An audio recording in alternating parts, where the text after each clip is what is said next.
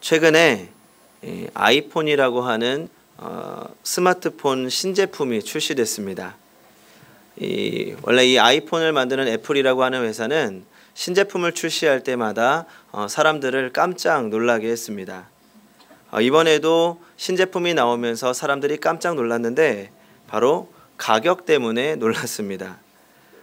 이번에 나온 핸드폰 중에서 가장 좋은 성능의 핸드폰이 200만 원이라고 합니다. 웬만한 냉장고 가격인 거죠. 그래도 이 핸드폰을 사기 위해서 이 많은 사람들이 추운 날씨에도 줄을 섰다고 합니다.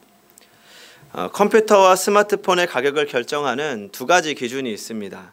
첫 번째는 얼마나 많은 정보를 기억하느냐이고, 두 번째는 그 정보를 얼마나 빨리 처리하느냐입니다. 이 가격이 높은 컴퓨터일수록 대용량 저장 장치와 처리 장치가 있어서 이 정보를 빨리 그리고 많이 처리할 수 있습니다. 이 스마트폰도 마찬가지입니다. 일부 기계들은 저장 용량에 따라서 가격이 다릅니다. 기억 장치의 용량이 적을수록 추가적인 비용을 지불해서라도 기억 공간을 늘려야 됩니다. 이제 정해진 공간에 많은 사진과 동영상 텍스트를 담을 수 있느냐가 이 기계의 가치를 결정하게 된 겁니다. 우리 조상들도 일찍이 이 기억 장치의 중요성을 잘 알고 있었습니다. 조선 왕조 500년간의 역사를 1893권이나 되는 책으로 엮어냈습니다. 이것이 조선 왕조 실록입니다. 이 실록은 춘추관의 사관들이 기록을 합니다. 늘 24시간 임금의 옆에 붙어 있으면서 임금님이 한 말과 행동을 아주 자세하게 놓치지 않고 기록하는 겁니다. 한 가지 에피소드가 있는데, 하루는 정조가 사냥을 나갔습니다. 왕이 사냥을 나가니까 당연히 호위무사가 많이 따라 나갔겠죠. 그런데 이 정조가 사냥을 하다가 그만 실수로 말에서 떨어졌습니다. 이 왕에서 말에 떨어졌고 주변에 많은 호위무사가 보고 있으니까 얼마나 부끄러웠겠습니까? 그래서 정조가 옆에 있던 신하에게 말했습니다. 여봐라, 사관에게 이르러 내가 말에서 떨어졌다는 것을 기록하지 못하게 하라. 그러자 사관이 그 말을 듣고 실록에 이렇게 기록했습니다. 정조가 말에서 떨어진 다음에 여봐라, 사관에게 이르러 내가 말에서 떨어졌다는 것을 기록하지 못하게 하라 라고 말하였다. 왕이 적지 말라고 한 것까지 그대로 적었던 겁니다. 그래서 왕은 이 사관이 따라다니는 것을 굉장히 싫어했다고 합니다. 하지만 그래도 따라다니면서 역사를 기록합니다. 그래서 단일 민족으로 가장 많은 역사를 상세히 기록한 국가가 조선이라고 합니다. 세계를 지배했던 로마보다도 역사 기록이 훨씬 더 많다고 합니다. 그러면 왜 조선이 이렇게 방대한 역사 기록물을 남겼을까요? 이유는 간단합니다. 후대가, 즉 우리가 그 책을 읽고 우리 민족의 행적과 자취를 기억하라는 겁니다. 기록한 것만 기억으로 남습니다. 기록으로 남기지 않으면 아무리 기억이 대단해도 3대를 넘기지 못합니다. 이 말로 하는 것은 한계가 있습니다. 사실 이스라엘 백성들도 이렇게 성경책으로 기록을 남겨놓기 시작했던 것이 아닙니다. 원래 이스라엘 백성들은 구전전승을 했습니다. 입에서 입으로, 말에서 말로 기억을 했습니다. 그러다 이 성경을 기록하게 된 겁니다. 이 설교도 마찬가지입니다. 저도 이 신학교 때 많은 목사님들의 설교를 듣고 또 제가 지금 설교를 하는데도 참고하지만 그때 들었던 수많은 설교들 가운데 제가 적었던 설교들만 기억나고 그것을 제가 지금도 기억하고 활용할 수가 있는 겁니다. 성경도 하나님의 감동으로 된 일종의 역사 기록입니다. 구약 성경은 하나님의 창조, 사람의 역사, 하나님께서 이스라엘 백성들을 어떻게 훈련시키시고 어떻게 인도하셨는지 그것을 기록해 놓은 역사입니다. 신약도 마찬가지입니다. 예수님께서 이 땅에 오셔서 행하신 그 일들과 예수님을 쫓아간 제자들의 역사를 기록한 것이 신약 성경입니다. 오늘 본문에서는 이 기록된 하나님의 말씀을 통해서 하나님이 행하신 일들을 기억해라 라고 명령하고 있습니다. 오늘 본문보다 좀 앞선 신명기 8장 2절을 한번 같이 읽어보겠습니다. 신명기 8장 2절 같이 한번 읽어보겠습니다. 시작. 내 하나님 여호와께서 이 40년 동안에 내게 광야길을 걷게 하신 것을 기억하라. 이는 너를 낮추시며 너를 시험하사 내 마음이 어떠한지 그 명령을 지키는지 지키지 않는지 알려 하심이라. 아멘. 여기서 기억하라 라고 말씀하는데 이 기억하라는 잊지 말라는 겁니다. 이스라엘 백성들은 40년 동안 광야에서 훈련을 받았습니다. 이 광야 훈련의 목적은 크게 두 가지로 볼 수 있는데, 첫 번째는 하나님의 명령을 지키지 못한 것에 대한 징계입니다. 하나님께서 이스라엘 백성들을 애굽에서 구출하셨는데 그들은 하나님의 말씀을 믿지 못하고 두려워하면서 하나님을 불평했습니다. 결국 가나안 땅 앞에서 20세 이상의 사람들은 가나안 땅을 밟지 못하고 광야에서 인생을 마감하게 됩니다. 하나님의 징계였습니다. 이 징계란 말을 들으면 뭔가 무겁고 억압한다는 느낌이 드는데, 사실 하나님의 징계는 하나님의 사랑의 한 부분입니다. 잠언 13장 24절입니다. 자식을 사랑하는 자는 근실히 부지런하고 진실하게 징계한다. 하나님께서는 이스라엘 백성들을 이 광야 생활을 통해서 부지런하고 진실하게 징계하신 겁니다. 오래전에 청소년 친구를 신방한 적이 있습니다. 이 고등학생 친구인데 이 친구가 굉장히 남성스러운 친구입니다. 흔히 말하는 노는 친구들이라고 하는 그런 친구입니다. 그런데 이 이야기를 나누다가 중학교 때 자신을 가르쳤던 선생님에 대한 이야기가 나왔습니다. 자기는 그 선생님이 너무 싫다는 겁니다. 왜 싫으냐고 물었더니 맨날 자기를 혼냈다는 겁니다.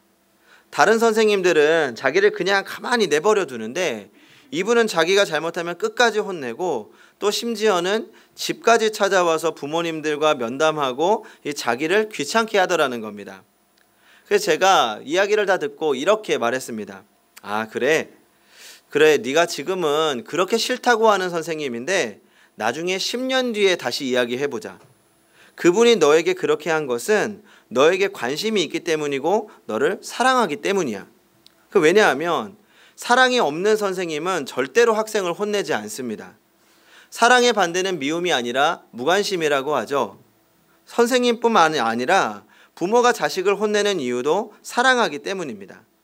사랑하니까 귀찮게 하고 잘못된 것 이야기하고 어떻게든지 바른 길로 가게 하려고 때로는 매를 들기도 하는 겁니다. 자녀들의 입장에서는 이해하기 어려울 수 있습니다. 나는 잘못한 게 없는데 그저 부모가 선생님이 자기를 혼낸다고 생각할 수도 있습니다. 하지만 포기하면 혼내지 않습니다. 가만히 내버려 두는 겁니다. 사랑하기 때문에 혼내고 징계하는 겁니다. 때로는 우리 삶에 고난과 어려움이 찾아올 때가 있습니다. 시험이 찾아올 때가 있습니다. 때로는 그것이 우리에게 징계처럼 느껴질 때가 있습니다. 하지만 그 속에 숨겨져 있는 하나님의 사랑을 보시기 바랍니다. 하나님은 우리의 광야 속에서 하나님만을 바라보시기 원합니다. 광야의 두 번째 목적은 믿음 성장의 기회입니다. 광야는 철저하게 하나님만 의지해야 하는 곳입니다. 바꾸어 말하면 하나님이 없으면 죽는 곳입니다. 이 광야에서 이스라엘은 그동안 자신들이 살아가면서 필요한 것을 구하는 데 사용한 모든 익숙한 삶의 방식을 포기해야 했습니다. 애굽에서 종으로 살 때만 해도 끼니 걱정은 하지 않았습니다. 방대한 노동이 주는 부담과 고통이 있었지만 그래도 최소한 먹고 마시는 데는 걱정이 없었습니다. 그런데 웬일입니까? 광야로 나왔더니 자유는 주어졌지만 먹을 것과 마실 것이 없는 겁니다. 출애굽기 16장 3절을 제가 읽어보겠습니다. 이스라엘 자손이 그들에게 이르되 우리가 애굽 땅에서 고기가마 곁에 앉아있던 때와 떡을 배불리 먹던 때에 여호와의 손에 죽었더라면 좋았을 것을 너희가 이 광야로 우리를 인도해내어 이 온 회중이 줄여 죽게 하는도다. 이스라엘 백성들이 모세와 아론을 원망합니다. 이것은 하나님에 대한 믿음의 시험이었습니다. 하나님께서는 먹을 것이 없는 광야에서 매일 삼시세끼 만나와 메추라기를 주셨습니다. 이것은 하나님이 없이는 너희는 죽을 수밖에 없다는 것을 체험시키신 겁니다. 아무리 건강하고 아무리 대단해도 하나님의 공급 없이는 하루도 살 수 없다는 것을 매일 3번씩 40년 동안 가르치신 겁니다. 이 계산을 해보면 43,800번을 한 가지 주제로 수업하신 겁니다. 왜 이렇게 집요하게 한 가지를 가르치신 걸까요? 1만 시간의 법칙이란 책이 있습니다. 그 어느 한 분야의 전문가가 되려면 1만 시간을 사용해야 된다는 겁니다. 그러니까 이 전문가라는 것이 그냥 되는 게 아니라는 걸 제가 예전에 한번 직접 깨달았습니다. 제가 오래전에 한번 말씀을 통해 설명드린 적이 있는데 그 저희 집 화장실이 이제 이사하고 나서 좀 낡아서 이 타일 공사를 하기로 했습니다. 근데 또 남의 집에 돈을 들이면 너무 아깝지 않습니까? 그래서 이 경비를 최소화할 생각으로 자체적으로 하려고 했습니다. 이 장인 어른이 아무래도 그런 쪽 일을 좀 해보셨기 때문에 이 도움을 받아서 이 장인 어른과 제가 직접 하기로 한 겁니다. 덕분에 저도 타일 붙이는 거 한번 해봤습니다. 그런데 이게 생각보다 너무 힘든 겁니다. 이 장인 어른도 아침부터 와서 하루 종일 수고하시고 저도 열심히 해봤지만 일이 도대체 끝날 기미가 안 보이는 겁니다. 한참을 고생하고 나서 겨우 마무리를 했습니다. 그래도 내가 이걸 해냈구나 하는 스스로의 뿌듯한 마음이 있었습니다. 그런데 이게 웬일입니까? 다음 날부터 열심히 작업한 타일 바닥이 일어나기 시작한 겁니다. 깨졌습니다. 그리고 그 사이로 물이 흘러나오기 시작했습니다. 보수 공사를 해봐도 소용이 없는 겁니다. 그래서 고민하다가 결국 사람을 불러서 수리하기로 했습니다. 이 비용이 들긴 하겠지만 그 고생을 다시 하고 싶지가 않았습니다. 그래서 이제 동네에서 가장 저렴하게 하는 곳을 찾아서 수리를 하기로 했습니다. 이제 수리하는 날 제가 밖에 있어서 박상원 전도사님한테 전화가 왔습니다. 이제 수리 시작할 거라고. 그리고 한 2시간 정도가 지났습니다. 다시 연락 왔습니다. 이제 다 끝났다는 겁니다. 그리고 놀라운 것은 화장실 타일 공사뿐만 아니라 부엌 타일 공사 시간까지 합쳐서 2시간에 끝났다는 겁니다. 너무 놀랐죠? 장인어른과 함께 제가 하루 종일 고생했던 일이 단 2시간에 완벽하게 끝이 난 겁니다. 그걸 보면서 역시 전문가는 전문가다라는 생각을 했습니다. 그리고 그렇게 빨리 일 처리를 하기 위해서 얼마나 많은 경험을 하셨겠습니까? 처음부터 그분도 그렇게 잘하는 것 아니었겠죠. 그동안 연습하고 훈련하면서 전문가가 된 겁니다. 조금 전에 제가 전문가가 되려면 1만 시간을 보내야 한다고 말씀드렸습니다. 그런데 1만 시간을 채우려면 하루도 빠짐없이 하루에 3시간씩 10년을 보내야 됩니다. 중요한 것은 하나님께서 우리가 그런 믿음의 전문가가 되기를 원하신다는 겁니다. 그래서 이스라엘 백성들도 광야 40년 동안 훈련시키신 겁니다. 또 하나님께서는 우리에게 그런 믿음 높은 신앙의 훈련을 시키십니다. 때로는 그것이 우리 삶의 광야로 나타나기도 합니다. 때로는 그것이 우리 삶의 고난이나 아픔으로 나타나기도 합니다. 하나님은 광야의 시간을 신앙 교육의 기회로 삼으십니다. 왜냐하면 그 힘들었던 기억, 그 힘들었던 가운데 하나님을 붙잡았던 기억이 오늘 우리로 하여금 하나님을 기억하게 만들기 때문입니다. 그 사람들은 고생했던 기억은 쉽게 사라지지 않습니다. 남자 어르신들도 다른 건 다 잊어버려도 군대에서 먹던 밥, 행군하다 점심 먹었던 일들은 우리 장로님들께 물어봐도 생생하게 말씀하실 겁니다. 저도 가끔 TV에서 군가가 들려오면 저도 모르게 식당에서 군대 밥을 먹었던 생각이 납니다. 그 중에서 저에게 아직까지 기억에 남는 사건이 있습니다. 이 군대 훈련 중에는 BX라고 하는데 가지 못하고 간식을 배급받습니다. 한 사람당 주어진 일정 분량이 있습니다. 그래서 나에게 주어진 분량을 빨리 먹어버리고 나면 그 다음 배급을 받을 때까지는 이제 손가락 빨아야 되는 겁니다. 한 번은 제가 배급받은 간식을 너무 배가 고파서 다 먹어버렸습니다. 너무 배가 고픈 겁니다. 다른 동료들이 옆에서 맛있는 초코파이 간식을 먹고 있는데 그걸 열심히 옆에서 침을 흘리며 지켜보고 우두커니 앉아 있었습니다. 제가 그렇게 옆에서 우울하게 앉아 있으니까 이 같은 방에 있던 동료가 제가 너무 불쌍해 보였는지 이 자신에게 가지고 있던 초코파이 하나를 저한테 건네주는 겁니다. 그때 먹었던 초코파이가 너무 맛있었습니다. 그리고 감동이었습니다. 자신의 것을, 이게 얼마나 귀한지 모르시죠? 정말 귀한 겁니다. 이걸 저한테 나눠준 그 친구가 너무 고마운 겁니다. 그래서 지금도 초코파이를 보면 그때 그 친구가 생각이 납니다. 아마 앞으로도 잊어버리지 못할 겁니다. 그때의 고마웠던 마음이 볼 때마다 생각나는 겁니다. 왜냐하면 그만큼 고생했던 중에 경험했던 좋은 기억이기 때문입니다. 이스라엘 백성들에게 이 40년이라고 하는 광야 생활은 절대 좋은 추억이 아닙니다. 고난의 시간입니다. 그런데 잊어버릴 수 없는 추억이 되었을 겁니다. 그 고생 가운데 함께 하셨던 하나님, 어떻게 잊을 수가 있습니까? 그래서 하나님은 그걸 기억하라고 명령하십니다. 내가 너와 함께 있었던 것을 기억하거라. 네가 가장 힘들었던 그때 내가 너와 함께 있었어. 전 지금 말씀을 듣는 중에도 우리 성도님들 마음에 나와 함께 하셨던 하나님이 떠오르시기 바랍니다. 내가 가장 힘들었을 때, 아무도 모르게 눈물 흘리던 그때, 아무도 내 아픔 몰라주었을 때, 그때 함께 하셨던 하나님께서 오늘 우리에게 다시 말씀하십니다. 나 지금도 네 옆에 있어. 그리고 앞으로도 너와 영원히 함께 할 거야. 기억해. 잊지 마. 이렇게 하나님은 약속으로 우리를 위로하십니다. 기억하는 것이 위로입니다. 그리고 하나님께서는 우리가 잊지 말고 기억해야 하는 또 다른 이유를 말씀하십니다. 16절과 17절을 같이 읽어보겠습니다. 오늘 보면 16절과 17절입니다. 시작. 내 조상들도 알지 못하던 만나를 광야에서 내게 먹이셨나니 이는 다 너를 낮추시며 너를 시험하사 심이었느니라. 그러나 내가 마음에 이르기를 내 능력과 내 손의 힘으로 내가 이 재물을 얻었다 말할 것이라. 아멘. 이제 하나님께서 젖과 꿀이 흐르는 가나안 땅으로 인도하십니다.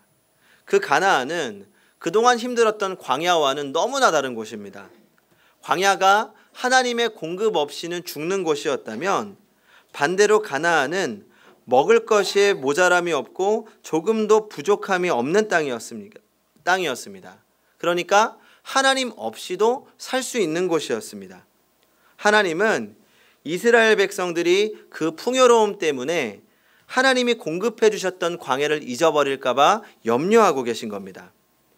참 사람이 간사한 것 같습니다. 어려움이 찾아올 때면 하나님을 원망하고 또 풍족하면 하나님이 필요 없다고 생각합니다. 어려우면 어렵다고 멀어지고 풍족하면 풍족하다고 하나님과 멀어집니다. 그래서 하나님은 이 신명기를 통해서 우리의 연약한 본성에 대해서 경고하고 또 은혜를 기억하라고 말씀하십니다. 유대인 가정에서는 안식일이 시작되면 2개의 촛불을 켭니다.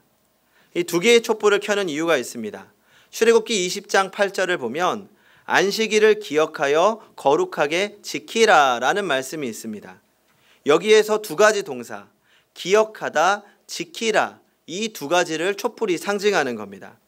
하나의 촛불은 기억하라, 자코르이고 또 다른 하나는 지키라, 자모르입니다.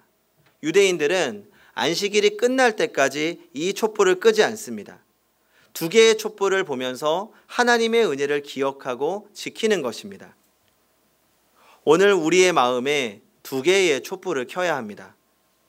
우리들에게도 정말 몸부림치면서 하나님을 붙잡아야 하는 광야 같은 환경이 있습니다. 또 모든 것이 넘치고 풍족한 가나안이 있을 것입니다. 광야냐 가나안이냐 그 지역 개념이 중요하지 않습니다. 중요한 것은 광야든지 가나안이든지 하나님을 기억하고 주신 명령을 지키는 것입니다. 그렇다면 광야나 가나안이 중요한 것이 아니라 그것이 바로 주님이 함께 하시는 하늘나라인 것입니다. 성도 여러분, 지금 광야에 있다면 지금 우리를 채우시는 하나님을 기억하시기 바랍니다. 그리고 지금 가나안에 있다면 지금까지 우리를 채워주셨던 하나님을 기억해내시기 바랍니다. 하나님이 행하신 일들을 기억하며 하나님이 주신 은혜를 찬송하며 살아가는, 그래서 어디에서나 하나님과 동행하며 은혜의 자리에 머무는 성도님들이 되시기 바랍니다. 오늘 본문 18절입니다. 내 하나님 여호와를 기억하라. 그가 내게 재물을 얻을 능력을 주셨음이라. 이같이 하심은 내 조상들에게 맹세하신 언약을 오늘과 같이 이루려 하심이니라. 아멘. 기도하겠습니다. 오늘 우리와 함께 하시는 하나님 감사합니다. 이 시간 우리의 모든 인생의 순간에 함께 하셨던 하나님을 기억합니다. 광야에 있던 순간에도 늘 주님이 함께 하시고 인도하셨던 그 은혜를 되새겨 봅니다. 그 하나님께서 오늘 나와 함께 계심을 믿고 감사와 찬송으로 살게 하여 주시옵소서. 때로 다가오는 인생의 고난의 순간마다 주를 바라보며 우리의 믿음이 더욱 성장하는 기회가 되게 하여 주시옵소서. 날마다 자라고 날마다 성장하며 늘 주님의 은혜로 살게 하여 주시옵소서. 예수님의 이름으로 기도합니다. 아멘.